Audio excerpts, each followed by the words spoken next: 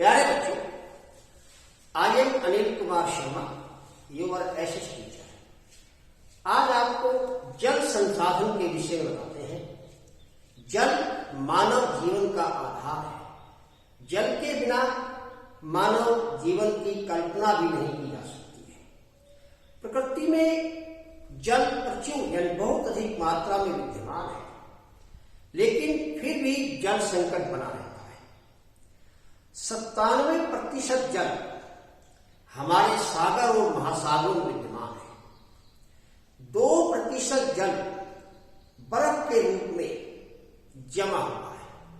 शेष 1% जल का उपयोग मानव अपनी आवश्यकताओं की पूर्ति के लिए करता है। पृथ्वी के 3/4 भाग अर्थात 71% भाग पर जल है।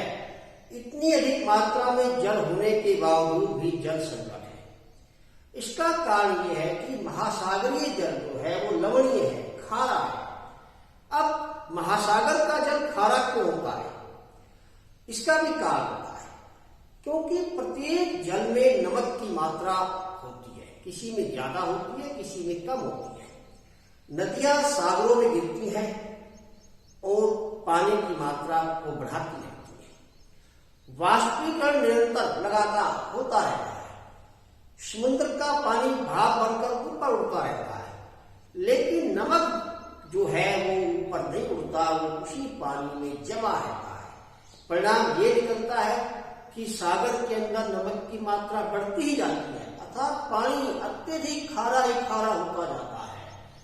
फॉर एग्जाम्पल आप अपने घर में भी देख सकते हैं इस बात को आजमा करके कि एक गिलास में आप पानी लेकर के उसमें नमक मिला करके उसको चख के देखें और फिर उस गिलास को पानी को उबाल ले और आधा गिलास रह जाए, फिर आप चख के देखें और फिर उसको उबाल जब 1/4 रह जाए फिर चख के देखें। आप देखेंगे कि आपको हर बार पानी अधिक खारा लगा। इसका कारण यह है कि जो जो पानी कम होता जाता है नमक बढ़ जाता है और पानी का स्वाद जो है खारा हो जाता है। यही कारण है कि समुद्र का जल नमक बढ़ने के साथ साथ अत्यधिक मात्रा में खारा होता जाता है। अब हमने यहाँ इस चैप्टर में ये पढ़ना है कि भाई जल दुर्लभता क्या है, जल की कमी क्या है और ये किन किन कारणों से होती है। शुद्ध जल का अभाव ही जल दुर्लभता कहलाता है, अर्थात शुद्ध जल से तात्पर्य पीने योग्य पानी से, साफ पानी से। तो इसका जो अभाव है वही जल दुर्लभता है। अब भारत में जल दुर्लभता के कारण अनेक है, जैसे बढ़ती हुई जनसंख्या। आज भारतवर्ष की या विश्व की ही जनसंख्या बहुत तेजी से बढ़ रही है।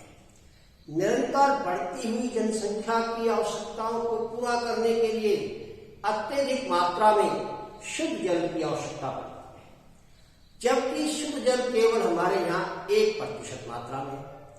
तो इस कारण से जल की कमी बनी हुई है। दूसरा कारण है शहरीकरण।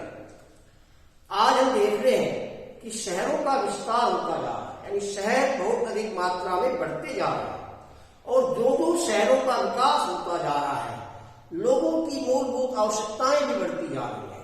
इसके साथ साथ पानी की मांग भी बढ़ती जा रही है। ये भी जल दुर्लभता का एक कारण है। अत्यधिक सिंचाई, बढ़ती जनसंख्या का पेट भरने के लिए हमें अपने कृषि क्षेत्र को बढ़ाना पड़ता है और जब कृषि क्षेत्र को बढ़ाते हैं तो परिणाम जंगल को साफ करना पड़ता है और अत्यधिक फसल उत्पादन करने के लिए सिंचाई की, पानी की आवश्यकता होती है, जिस कारण भी जल का अभाव होता जा रहा है। इसके साथ साथ हम देखते हैं कि उद्योग धंधे बढ़ते जा रहे हैं और उद्योगों के अत्यधिक बढ़ जाने के कारण वहां पानी की मांग बढ़ती जा रही है। इसके साथ साथ अत्यधिक मात्रा में परिवहन के साधनों की वृद्धि, जो परिवहन के साधन बढ़ रहे हैं तो उनकी साफ सफाई के लिए जल का प्रयोग किया जाता है। तो ये ऐसे कारण है जिससे जल की कमी हमारे देश में बढ़ती ही जा रही है। इसके अलावा जल प्रदूषण भी एक जल की कमी का बहुत बड़ा कारण है। जल प्रदूषण, जल के अंदर अवशिष्ट पदार्थों का मिलना ही जल प्रदूषण कहलाता है। ये प्रदूषण उद्योग धंधों से निकला हुआ कचरा जिसे हम नदी व तालाबों में डाल देते हैं, जिस कारण भी जल प्रदूषित होता चला जाता है। उदाहरण के लिए अकेले कानपुर शहर में प्रतिदिन 40 टन कचरा गंगा नदी में गिरता है। अब एक शहर की ये स्थिति है तो गंगा के किनारे अनेकों शहर बसे हुए हैं, तो उससे अंदाजा लगा सकते हैं कि हमारे यहाँ नदियों का पानी कितने अत्यधिक मात्रा में प्रदूषित हो रहा है। इसके साथ साथ जल प्रदूषण का प्रमुख कारण जल के अंदर कीटनाशक दवाइयों का मिल जाना,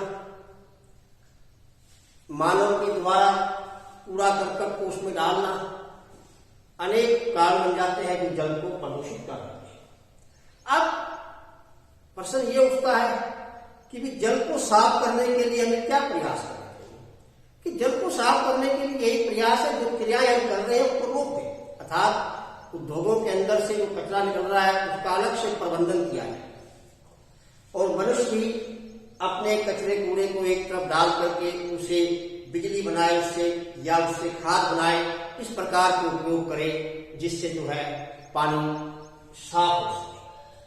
अब है कि राजस्थान जैसे शुष्क क्षेत्र है, वहां वर्षा जल संग्रहण किस प्रकार किया जाता है कि राजस्थान में वर्षा बहुत ही कम होती है।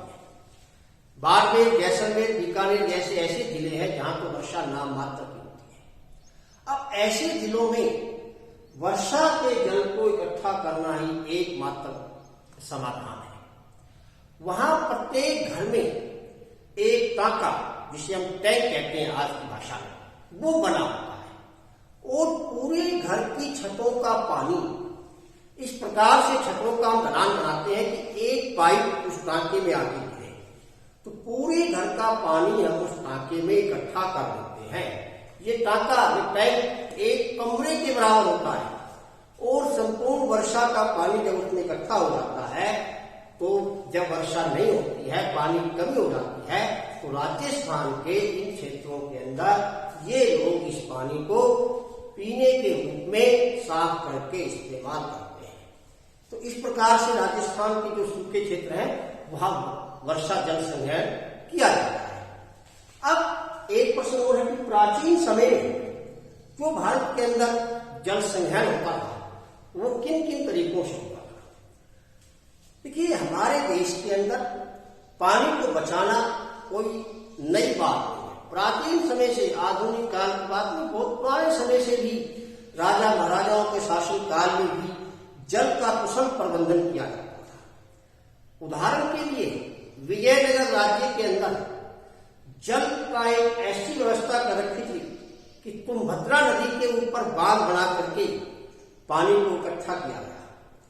फिर उस पानी को नहरों के माध्यम से खेतों तक सिंचाई के लिए पहुंचाया गया और पाइपों के माध्यम से घरों की आपूर्ति पूरी की गई। तो ये प्राचीन समय से भी हम वर्षा का जल इकट्ठा करते आ रहे हैं। दक्षिण भारत के अनेक राज्य हैं जहां प्राकृतिक गड्ढे बने हुए हैं, उनके अंदर भी वर्षा का जल इकट्ठा करके उसे हम पीने या सिंचाई के रूप में इस्तेमाल करते हैं। तो ये हमारी प्राचीन विधियां हैं जिन्हें हम आज भी अपना करके जल का संरक्षण कर सकते हैं। अब आता है बहुउद्देशीय परियोजनाएं, नदी घाट की परियोजनाएं क्या है। देखिए, बहुउद्देशीय का मतलब बहुत से उद्देश्यों की पूर्ति करने वाली ऐसी परियोजना जिससे अनेक उद्देश्यों की पूर्ति होती है उसे हम बहुउद्देशीय परियोजना कहते हैं। प्रत्येक नदी के ऊपर बांध बनाकर पानी को इकट्ठा करते हैं। बांध बना के पानी को रोकने का हमारा उद्देश्य केवल जल विद्युत को बनाना होता है।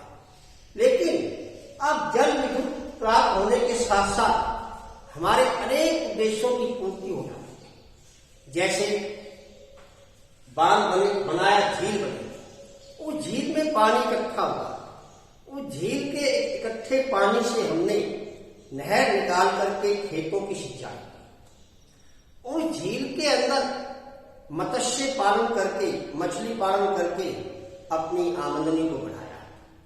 उस झील में नौका विहार के माध्यम से, नौका विहार, इसके माध्यम से हमने पर्यटन को बढ़ाया।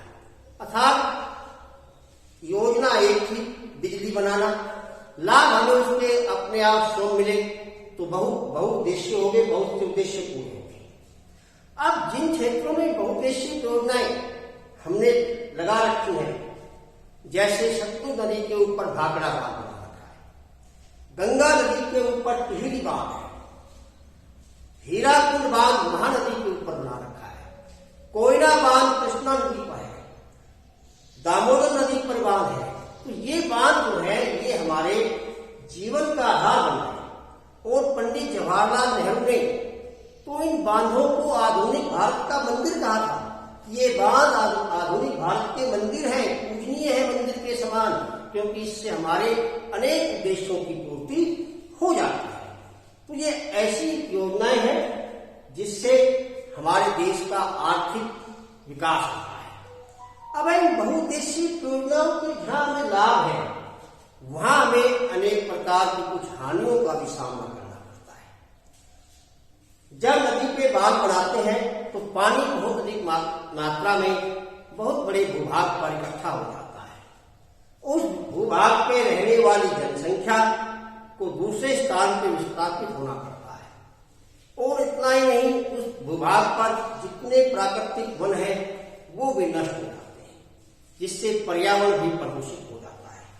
तो ऐसी इन बहुउद्देशीय योजनाओं की कुछ हानि है, लेकिन इनके लाभों को देखते हुए इनकी हानियों को हम नजरअंदाज कर देते हैं। और हमारे बड़े बड़े वैज्ञानिकों ने तो यहां तक कह दिया है कि हमें ऐसी योजना बनाएं जिससे पर्यावरण को कम से कम हानि पहुंचे, जिन्हें हम कहते हैं सतत पोषणीय विकास, अर्थात ऐसा विकास जो पर्यावरण को बिना नुकसान पहुंचाए। हम सब स्पष्ट भाषा में कह सकते हैं कि पर्यावरण को बिना हानि पहुंचाए विकास करना ही सतत पोषणीय विकास कहलाता है। अब आता है जल की उपयोगिता है, जल के लाभ। देखिए, जल हमारे जीवन का आधार है, मैंने आपको शुरू में बताया। तो इसके लाभ अनेक हैं। जैसे जल सिंचाई करने का काम आता है, जल पीने के काम आता है, जल हमारे शरीर के तापमान को बनाए रखता है, जल सफाई के काम आता है, जल जीवों का आधार होता है। इस प्रकार के पॉइंट है, इनको एक्सप्लेन करेंगे तो आपका टाइम काफी लगेगा। तो आप इन पॉइंट को लिखिए ना, जल के लाभ, आप जीवन में आपको क्या क्या लाभ फायदे हैं, यही आपके इस चैप्टर में बताया गया है। अब आप प्रश्न सुने, आपको कौन कौन से नोट करने हैं। जल गुणवत्ता क्या है, यह किन किन कारणों से होती है। राजस्थान के प्रश्न नंबर 2, राजस्थान के अर्ध क्षेत्रों में वर्षा जल संग्रहण किस प्रकार किया जाता है। नेक्स्ट प्रश्न है, नदी घाटी योजनाएं या बहुउद्देशीय योजनाएं किसे कहते हैं, इन परियोजनाओं के लाभ और हानि लिखें। भारत में जल के क्या क्या उपयोग हैं, इसका कारण है। जल प्रदूषण से आप क्या समझते हैं, जल प्रदूषण किन किन कारणों से होता है, इसे रोकने के उपाय हैं। तो ये प्रश्न आपको नोटबुक में नोट करने हैं।